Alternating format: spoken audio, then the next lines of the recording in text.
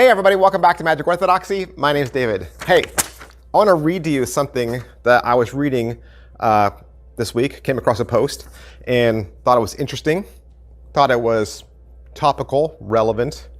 So here it is. It says, this last weekend, I worked an event in San Diego and the theme of the party was magic. And there must have been 15 magicians strolling, doing magic shows, close-up, mentalism, you name it, it was there. This was the first time I'd ever spent with professional magicians since I was still a beginner. So I introduced myself to a few of the pros and mentioned that I was pretty much starting out, and almost every magician there took the time to teach me something or to offer me some advice. A couple of the pros even kept trying to get me to perform a bit, but I declined. After all, they were the ones who were hired to entertain, and I didn't feel it was right for me to take the spotlight. You know, I've always thought of magic as a brotherhood, but now I'm sure of it. So, what do you think? Is it true? Do you think that magicians are some of the most generous people you will ever come across? And is magic truly a brotherhood? That sounds like a great magic question.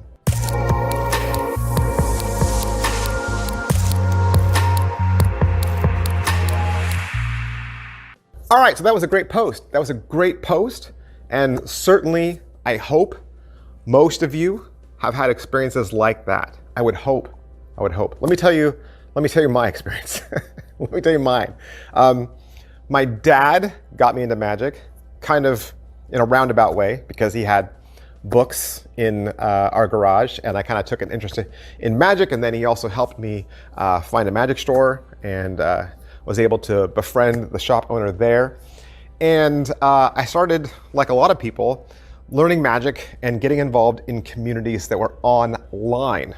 That was kind of like my first kind of big step out into the magic world. And there was a particular website, it's not around anymore, called Online Visions. It was online-visions.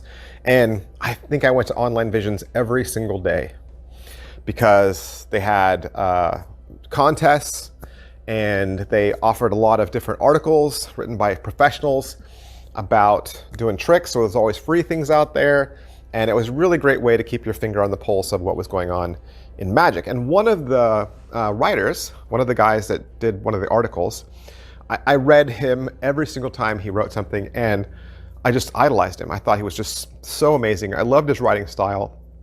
And one time he had an article about something. I can't even remember what it is now.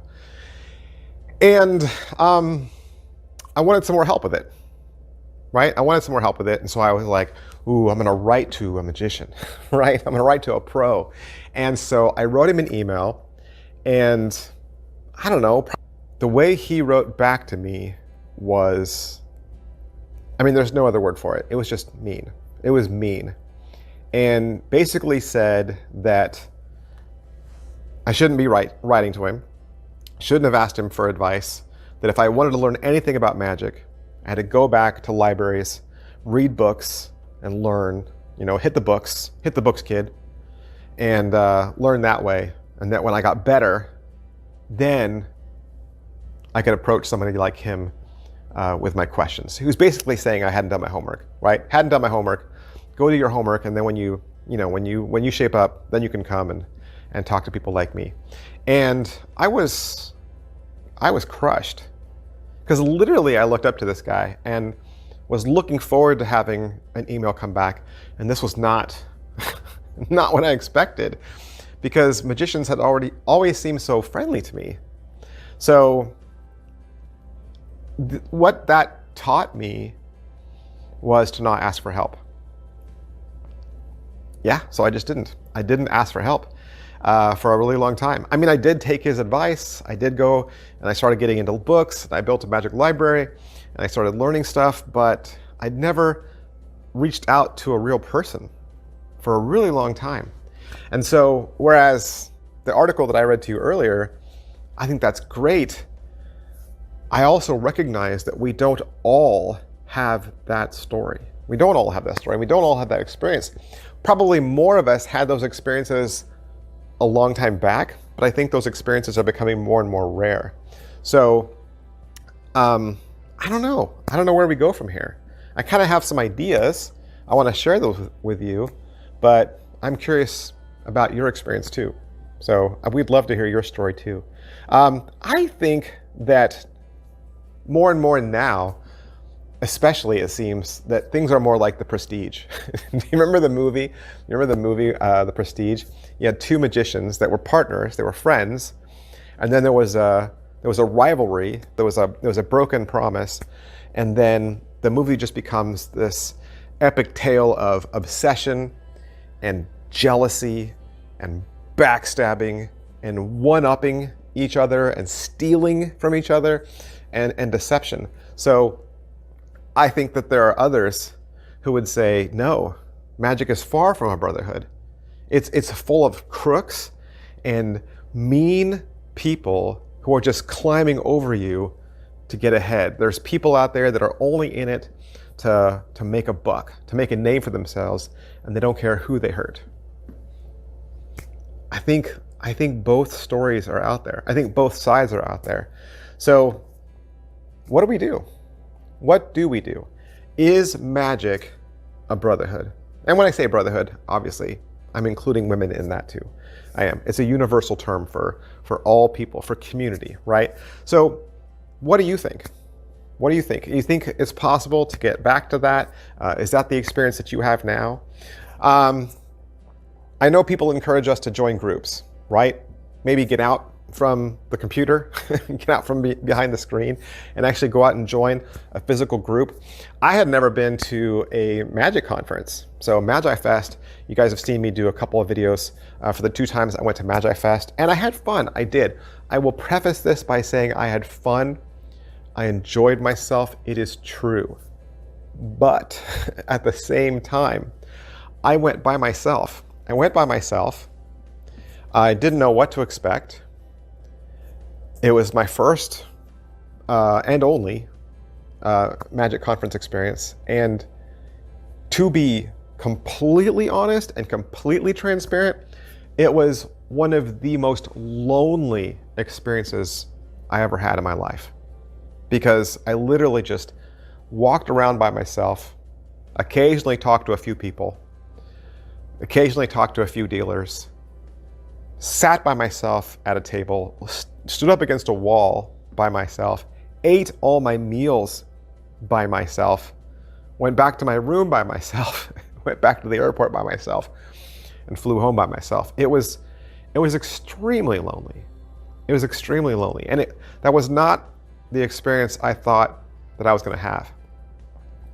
I had joined a forum, right? There's forums out there. You can join forums, and there's people out there. There seems to be camaraderie and brotherhood there as well. And I joined like a tinier forum that wasn't as big and popular as some others. And to be honest, I was looking for some people to talk to. Just people that I could say were my friends, maybe get to know them, maybe have them get to know me. And it was tough. It was tough because I went as Magic Orthodoxy, right? I went as myself. I didn't try to hide and be a different person. And I just found that most people wanted to interact with me only as a company name, like a corporate name instead of a person.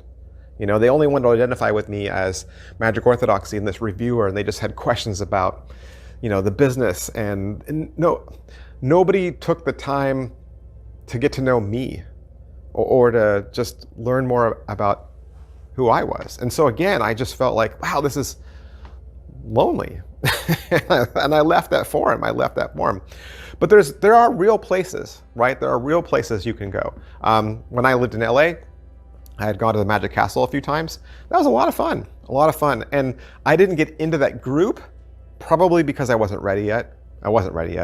And I was still able to witness the other magicians and their camaraderie. And it certainly did seem like something that I would love to be a part of. And I've gone to the magic store in New York City, and I got to see Magic Ballet behind the counter, and watching the people come in and out of that store, yeah, I could see it again. I could see the face-to-face, and the brotherhoods that come about in the face-to-face. And certainly there's local IBM chapters, right? The International Brotherhood of Magicians. If you're interested in finding some real face-to-face people, find the Magic Circle, find a local IBM chapter, either one. I think having some real face-to-face meetups would be good. I mean, you could even start a magic group for your city on Facebook and then do a meetup, right? Find them online, but then encourage the people, like, let's meet in real life. I mean, okay, so just for instance, I went to the IBM, their main website, and looked at their About Us page. And it says, the objectives of the IBM are simple: to organize individuals interested in the practice and promotion of the art of magic, to facilitate the exchange of magical ideas, and to promote harmony among those interested in magic. And that is great. That is great. I wish there was more effort made by all of us to promote harmony, the exchange of magical ideas, and to promote harmony amongst those who are interested in magic. I want that to be everybody's experience. I don't want new people coming up in magic to have my experience. I want more people to have the experience like I just read earlier at the top of this, or like what IBM says on their website, the exchange of magical ideas and to promote harmony. To promote harmony. That's what I think the Brotherhood should be. And that's, I think, what is currently missing. Because now we have technology, right? Now we have technology. We've moved beyond that original magician's advice to me. We've moved beyond books, right? And now we are into YouTube and forums and Facebook. And all of us, we are hiding behind screens. We're hiding behind screens. And when you see these magicians now coming up on the talent shows, they're all saying, I learned magic online. I learned magic online. So they're still learning from a teacher, yes, but it's no longer a face-to-face teacher. It's no longer about a relationship. It's no longer about forming friendships with real people. It's us sitting in a room by ourselves, alone. I don't think magic should be something that's done alone. I mean, you can practice alone, but you certainly can't perform alone, right? Magic is about bringing happiness and joy to people. And I think that happiness and that joy, that should also be experienced by magicians with magicians. I mean, yes, it's fun to show someone a magic trick, but you know what is even more fun? When a magician shows me a trick. I don't know what it is, but I think we have all got to get out from behind this screen. And I should take my own advice, right? I should take my own advice. Let's find real mentors. Let's find real students. Let's find real friends, okay? That's my advice. Let's get out from behind the lessons that the prestige taught us, okay? Let's stop making it about obsession and jealousy and theft and deception, and let's get back to the spirited goodwill offerings that can take place between two people. Camaraderie is infectious. Brotherhood, when you give it away unselfishly, such a good feeling. And it comes back to you. It comes back to you. And then you want more of it. You want to experience more of it. And I think it can grow from there. We've got to do this. We've all got to try a little harder. We've got to stop with the trolling, the negative thoughts, the hiding behind the keyboard and just saying whatever vile, vicious thing just comes out of your mouth. We got to stop backstabbing, stop stealing, stop hurting one another, because we're brothers. We're brothers. And this is what it's going to take for magic to survive. And for new magicians to grow and develop in a healthy environment. It's on all of us.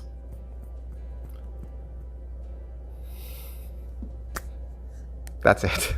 That's all I have. Thanks for watching, guys. See you next time. Bye.